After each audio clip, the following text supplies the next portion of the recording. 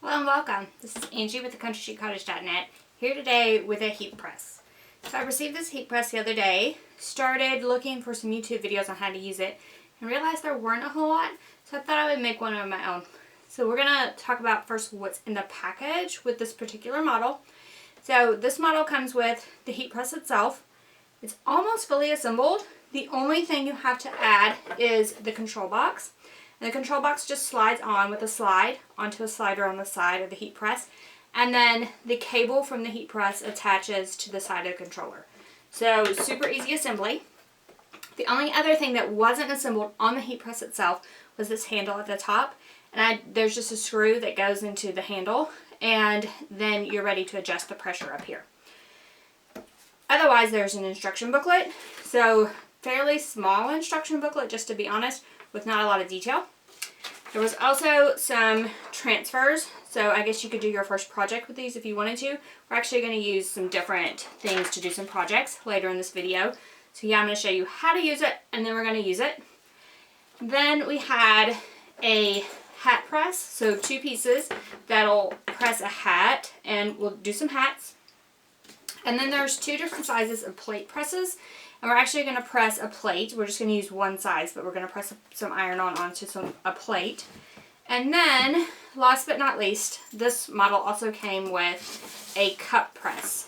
So the cup press, you put your cup in and then heat it up. So the heat press itself, like I said, was fully assembled. You just release the handle to pick up the base, and then it swivels. So you're going to need quite a large area to actually operate this heat press, because you do want to swivel it out of the way. And then it comes with a heat protective sheet to cover anything you're pressing if you need to. And then there's a couple different pads on the base to protect your surface as you press. Now, so this is how it came assembled. And then, like I said, I added the controller on the side. Now, you will have to switch out for any of the other accessories. So for the plates, cups, hats, you'll have to do some modification to the press itself. And so we'll go through each of those individually. First, we want to see how to use the controller, and then we're actually going to make a shirt with the heat press portion just to see how to use that. So here we go. First, we're going to start with the control box. So you press set, and the temperature will come here, SP being the set point, temperature's here. And you can turn it up or down. Press set when you have the temperature you would like. And then ST appears here, which is the set time. And you go up or down and set your time. Then click set. The next is Celsius or Fahrenheit. I want Fahrenheit, so I have an F set. And I click set one more time. The heat press will then heat up to temperature. Then when we press, we will hit the down button when we're ready to press, and the counter will start counting down. So it took a little over 5 minutes for the heat press to come to temperature. There is no auditory tone whenever the heat press comes to temperature, but it does start making sort of a clicky noise if you'll listen for that.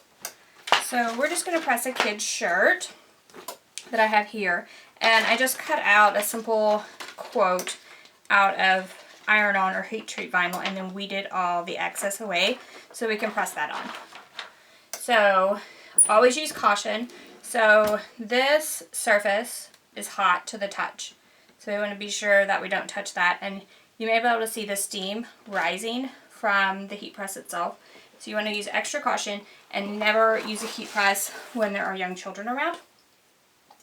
And then we're just going to lay the shirt onto the bed of the press. Now this shirt is small enough I can press the design all at one time. You may have to have some shirts that you have to press multiple times. Now, I want to heat the shirt up just a little bit, mainly to get the wrinkles out a little bit, but also to heat the surface up, and just for a second. And now you can see that the wrinkles are out, and everything is at least warm to the touch. And then I'm just going to put my iron-on down. Now you want to make sure it's fairly centered where you want it to be vertically. You can use, the heat press itself also came with some heat resistant tape. You can use that to tape your iron-on down if you would like. And then you just swing this back over, make sure it's over the base. These handles are plastic, so you can touch those. And then we'll just press it down, hit the down arrow, and the timer will start counting down. Now, I'm doing this at 325 for 15 seconds. Basically, I Googled the time and temperatures to use for various iron-on materials, and I believe this one is right, so we'll see. There is an auditory tone when it's done, so it starts beeping at me, and I can just press the down arrow to make that beeping stop. Then I can swing it back out of the way, and my product has been pressed. Now this iron-on has a protective sheet over the top already, so I did not have to use the protective sheet that came with the heat press itself. If you're dealing with an odd material or something that doesn't have a protective sheet, then use the one that came with the heat press. And as you can see, the iron-on is on my shirt, and this one is ready to give as a gift. Now we'll change out some things and get ready to maybe press some plates next. But first, we need to turn this off, and we're going to need to let this heat press cool down completely before we change things out. So if we wanted to do the plates next, for instance, we need to put one of these plate presses onto here. So we need to completely remove this from the heat press and put this in its place.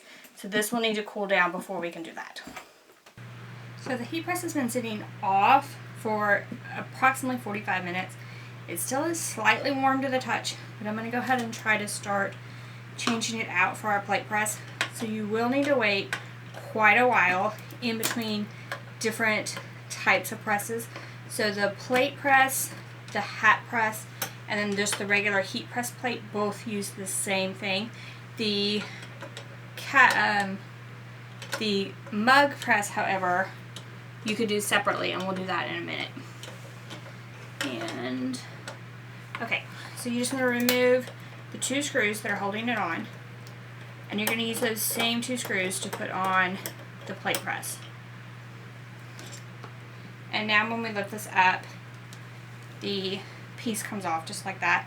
And then you'll also need to remove it from the control box. So just unscrew that with your hand and remove the plug. So now the heat press plate is removed. Now we're going to press this plate, and I have two different size plate presses. So I'm going to press this plate with a plate press. So I'm going to pick this one because it fits better. Now I did clean the plate with rubbing alcohol and allowed it to dry just to make sure that it's good and clean. And I'm going to remove this piece. Now the difficulty is where I'm going to set this because it is warm. Alright, so now we have our plate press. And we can actually sort of start those screws into the plate press. Just off to the side. And then it kind of has a slide underneath. We can just slide that into place, and then we'll tighten them up.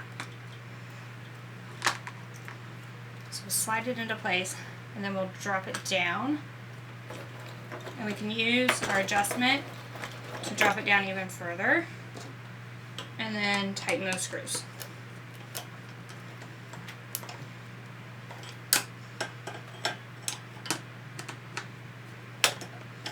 Alright, now we are ready to add iron-on to a plate. Alright, so now that our plate is on the heat press and I've tightened the screws, then I can add the cord to the control box.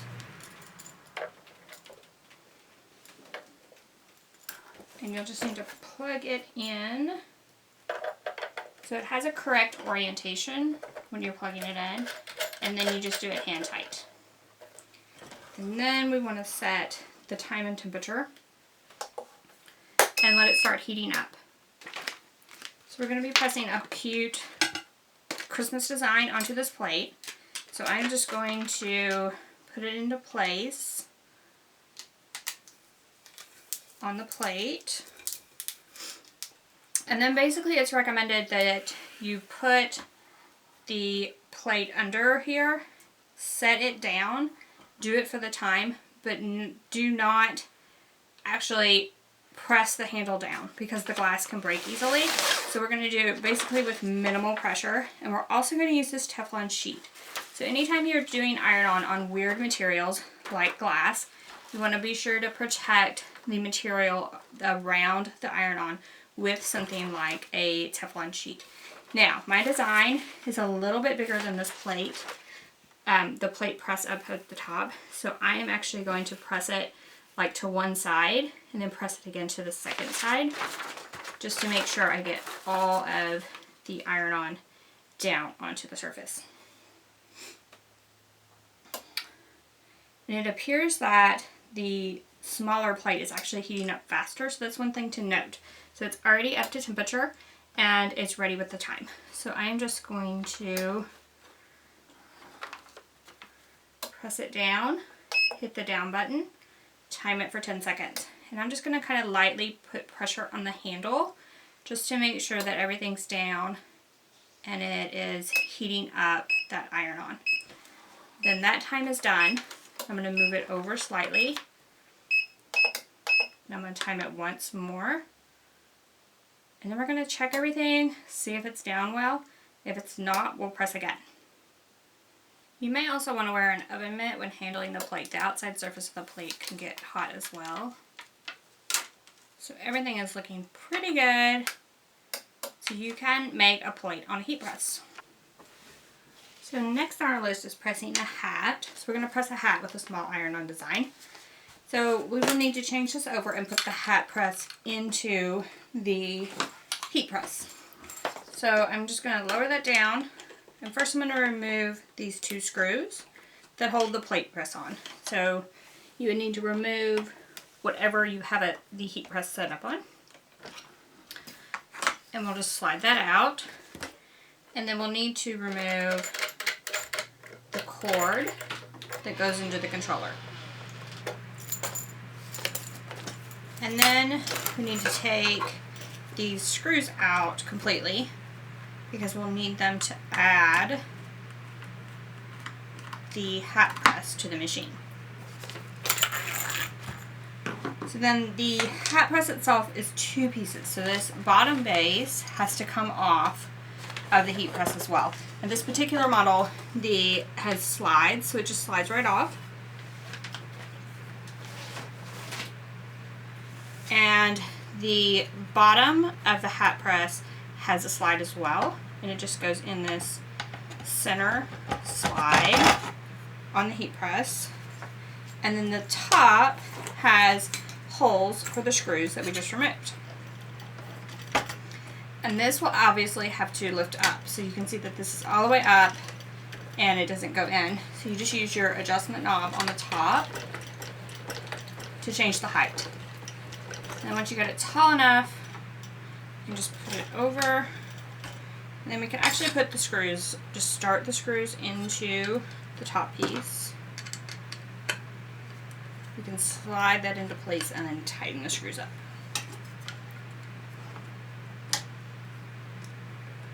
Now, this all has to be done after the machine cools off once again, so I had to let the plate press cool. The plate press is smaller and not as thick as the press for the shirts, so it did go faster, but you have to let that cool before you can start changing your machine over. And then we'll just tighten those screws down.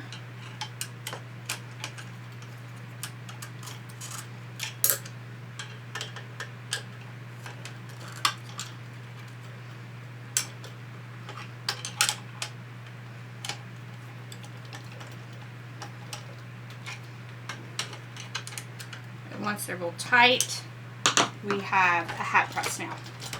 Now, you will have to adjust the heat press itself to get it to where there's enough pressure but not too much when you put your hat inside. So you can actually experiment with a hat without anything on it. And the hat just goes into the heat press, and then you press the entire thing down. So that seems like pretty good pressure, so I'm going to leave that. So once you have everything set and you know the pressure set correctly, then you can actually plug in the hat press itself into the side of the heat press.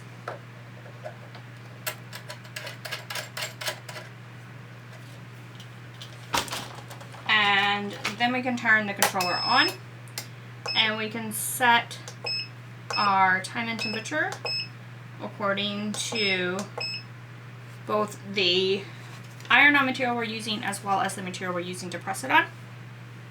And then once again, we will need to let that heat up to temperature before pressing. So it took approximately 2.5 minutes for the heat press itself to come to temperature. And now we can insert our hat, and we'll need to locate this iron-on. And it's kind of hard to see like inside the heat press. We can try it. I just don't want the iron-on itself to move and get crooked before we actually press it. I'm going to try to add this. So I'm just adding it to this bottom piece, making sure it's on there well, and putting my iron-on into place. And then I'm going to swing this top portion over. Yeah, so I'm going to raise it up just a little bit. It's actually hitting the iron-on itself and making it impossible to locate.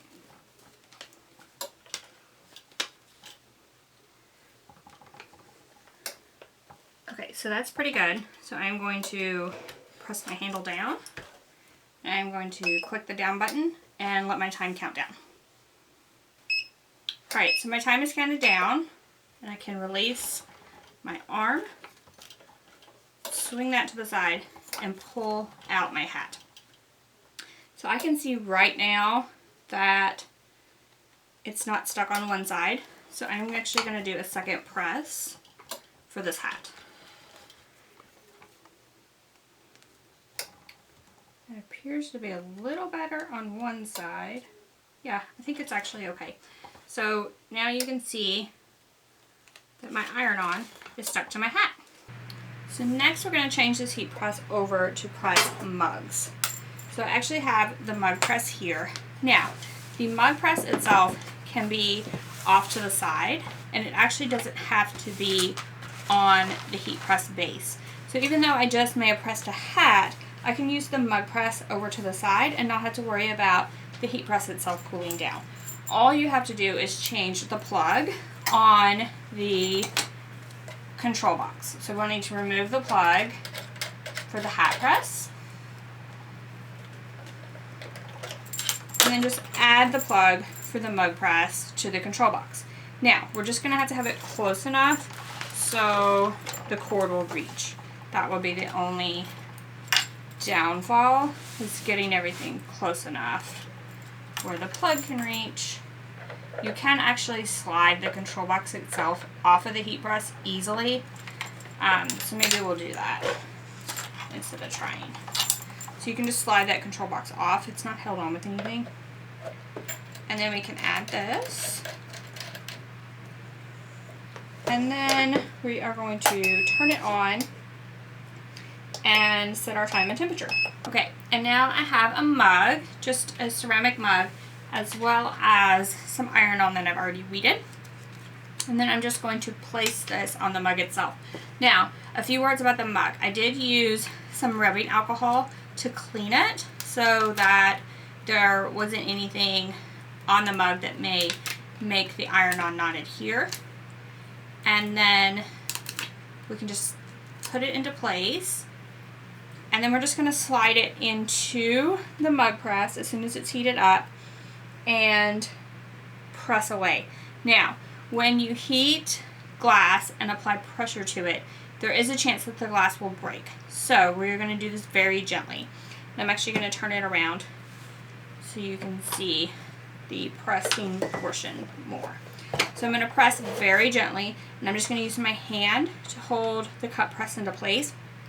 I'm not actually going to press it all the way down and lock it in this case. So I'm just going to use gentle pressure, And if we have to press it multiple times, that will be better than having the mug itself break. So I would rather press it multiple times with a lower temperature and light pressure than higher temperature, high pressure, and have the mug break.